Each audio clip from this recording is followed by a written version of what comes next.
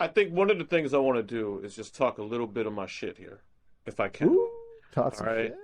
So I want to say this in the nicest way possible. But it needs to be said for the basis of this show and the basis of even flashback sessions and just me in general when you're talking about me, to me, whoever. Um, from 92 to 96 was my high school years. All Mhm. right. That meant that I was a fan.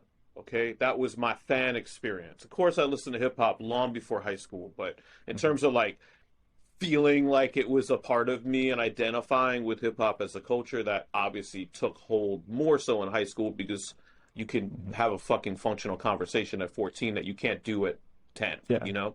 Yeah. Um, Also, musical tastes like when you're in like middle school just get terrible. Like it wasn't it. for me. I always had good taste. I just did. I'm Oh, I sorry. always had good taste. I'm an afro. I Sure. I Yeah. did. Sure. Sure. I mean, Uh-huh. look, if the Yeah. wackest song that I liked when I was in junior high school was Wild Thing from Tone Loc, I will live and die by that right now. So what I was trying to say though is that was my fandom years, okay? Mhm. So you're talking about 92 to 96. To take a step back, I was born in 1978. I'm 44 years old, and I'm from New York City, like from here. So Mhm. everything that I listened to in rap that was New York centric was here. Now, I didn't live in every single borough that every single rapper was from, until Wu Tang came out. But those were not far off, like distant places for me. I mean, I'm from New York City. And so 92 to 96, really that fandom, formative years, Video Music Box, Stretch and Bobbito, Red Alert, on and on and on, right? Mhm. Learning, education, gestation period, right? 96 and 98, I started to become an active participant in terms of like going to shows, going to tramps, going to SOBs, going to wetlands, going to these like legendary venues in New York City, being a part of and being an active fan. You know what I'm saying? Like starting to make my first beats. I first had some of my early equipment. Then I got my MPC around 99 or so. So I started to make my first music. I started to rap for the first time in a serious way. Of course, I did that in high school, but like, started to really take it more Mhm. seriously. From 99 on, I was not just an active fan, I was a participant. So Mhm. from 99 on is when I started working at Ozone. I'd worked in studios before Ozone, but like Ozone is what got me involved in the independent music scene, what exposed me to working on Infesticons, what exposed me to working, on Covain and so on and so forth. So I just say all that to say people people listening may not know me. People that know me may not realize my age or what I've been exposed to over the years, what I was there for, what I wasn't. I Mhm. don't talk about being from New York or being 44 or being involved in what I was involved with to condescend to people that weren't. Not everybody was. This writer is a grown man that's very accomplished. And Mhm. I'm not taking any shots at him or you or anyone else.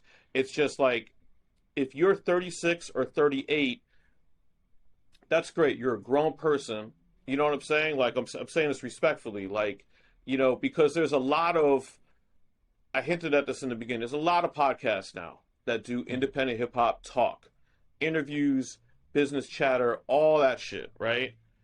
A lot of people are catching up, frankly, to what we've been doing and what other podcasts have been doing for as long as us.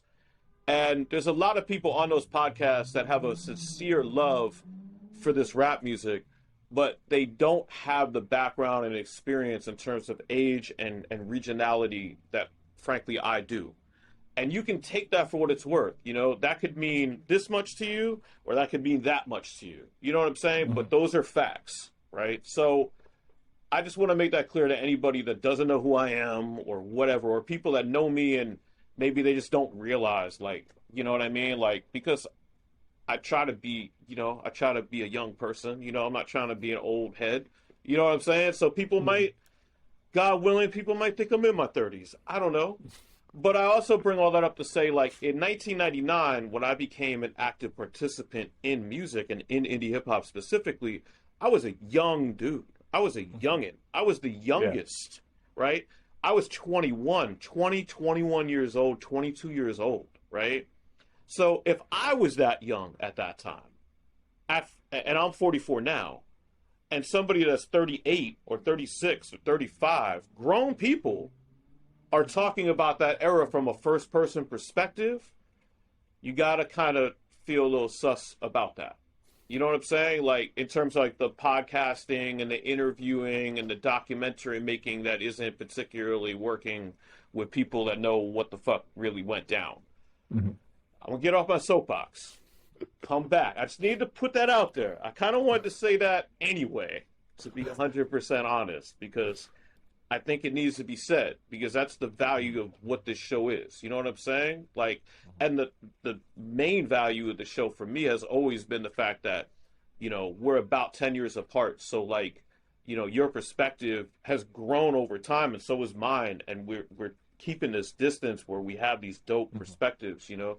I always toyed with the idea of, like, you know, we should have like a special episode where we bring in like a person that's 10 years younger than you. You know what I'm saying? And like really do like the three generations like of hip hop. I don't even know. It's somewhere in Gen Z.